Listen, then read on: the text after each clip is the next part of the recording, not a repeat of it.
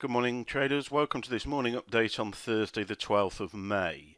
I'm Tom Colley and I'll be taking you through the markets this morning. Before we go there, just a quick reminder. Next Wednesday, the 18th, we have a 2-hour free workshop in London.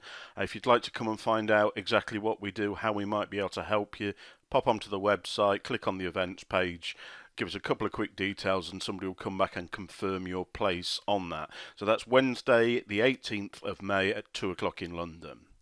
Okay, over in the news. Yesterday we had some really quite bad manufacturing production numbers on the pound.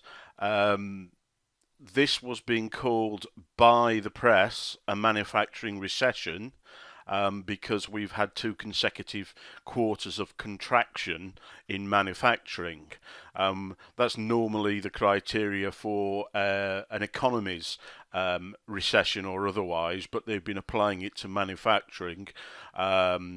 As the press do, maybe exaggerating the position, but certainly disappointing numbers from there. We'll be having a look at the pound in a moment and seeing what effect that had.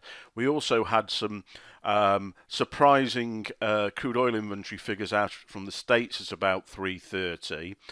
They came in at a reduction of 3.4 million against a forecast of a 0.1 million increase, showing that the stocks of crude oil in the States had actually decreased, and that saw a boost in the value of, or the price of oil, and also the Canadian dollar. Today, big news is the Bank of England inflation report and the monetary policy statement official bank rate. So we've got the inflation report on top of the normal bank rate votes, etc. Expectation is there will be no movement in the bank rate. There hasn't been for the thick end of 10 years now. Votes from the voting members should remain the same as well. Whether or not there will be any comment about the potential effects of Brexit going forward will be interesting to see. After that, we obviously have Bank of England Governor's press conference, and then this afternoon unemployment claims from the States, and overnight New Zealand retail sales. So we mentioned crude and the crude oil inventories in the States there yesterday. Well, this is what we saw yesterday. We saw a big bullish bar through here on oil. That was replicated on the Canadian dollar. What we potentially have here is within this range, we have a top in the range there or a double top. If we break above that, just short of $47 there, then certainly crude will be bullish. On the pound, we mentioned that we had some negative manufacturing figures, and as you can see, we had a bearish day yesterday, but nothing hugely significant.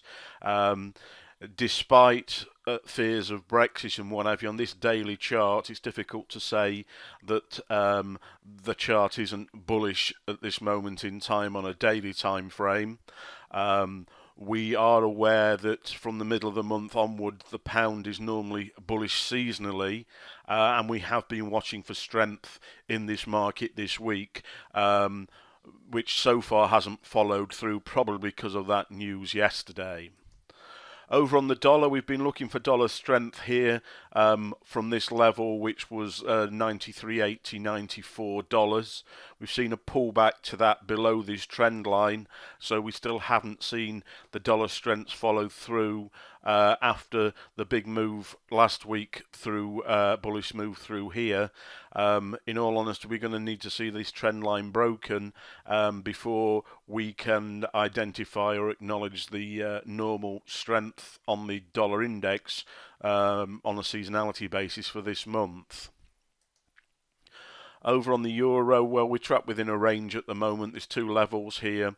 We'll be looking to sell the upper one of these weekly levels at about 1.146570 because we're still bearish this market. We will probably need that to be in conjunction with a breakout of that trend line I've just shown you on the dollar index. So what have we been trading whilst the markets have been relatively range bound over the first half of this week? Well, we're short the S&P 500. This is a level at 2080. We talked about that the day before yesterday, or yesterday maybe even. We got an entry at 280. Spot on this level within this falling channel here. We're looking at potentially this level here and a break of that level to confirm a potential head and shoulders there, which would allow us to see considerably more downside on this market. Now, why did we like this level so much? Well, obviously it's a technical level in its own right. Here we have the Dow, which we expect to somewhat replicate that. It's also unsurprisingly, in the falling channel, but it also has a significant level in conjunction at the same time as the 2080 on the S&P. So again, technically a nice setup there. And then on the Nasdaq, this is a monthly chart. This is the 2000.com bubble. The monthly close there is a level of 4,400, and if you look at that level through more recent times, you'll find it's a significant level. Add to in the monthly level there, and that's fallen exactly in conjunction with the two other markets. That just enhanced the probability of that trade taking place. So we got short yesterday. The market came down nicely, predominantly later in the day. At this moment in time, it looks to be a retesting level about 2066, 205, which was the level that it sat at earlier in the week for quite a while, or the day before yesterday. Hoping that this level will hold them further downside so we can confirm that head and shoulders. Another market that we're in at the moment, we're short silver. This is something that we were looking at and was on our watch list from the weekend. We've got a COT extreme signal at this. This means that the commercials in the marketplace, the ones who buy and sell to hedge genuine positions in the product rather than speculating, the signal from there was that they were at an extreme and we ought to be considering selling.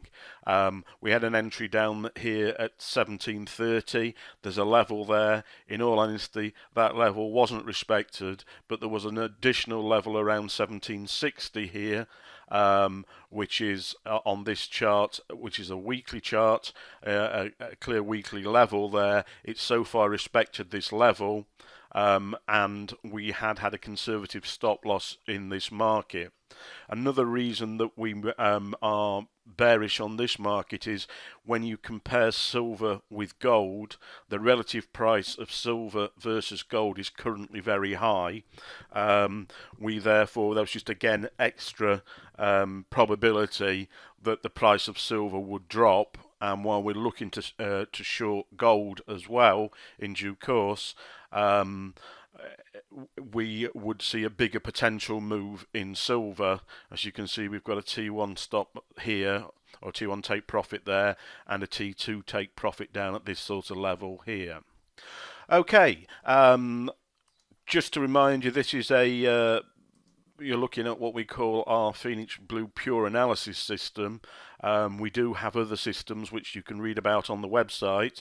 What we look at here is clean charts, price action and horizontal levels only, no lagging indicators. We're buying and selling with the banks or the institutions. We only trade with a fundamental bias. We use a commitment of traders analysis, and all this allows us to be very accurate, and we use on average 40 pip stop losses on major and minor FX pairs, which means we can be profitable with a smaller number of winners. Now we're looking to potentially improve traders' results by taking what they already know and building on that with the pure analysis system. If you'd be interested in that, you can either pop on the website and make an inquiry or simply email us at info@phoenixblue.co.uk. Okay, I'm Tom Colley. If you're interested in, if you've got any questions about this particular video, my email address is tom@phoenixblue.co.uk. So until tomorrow, happy trading.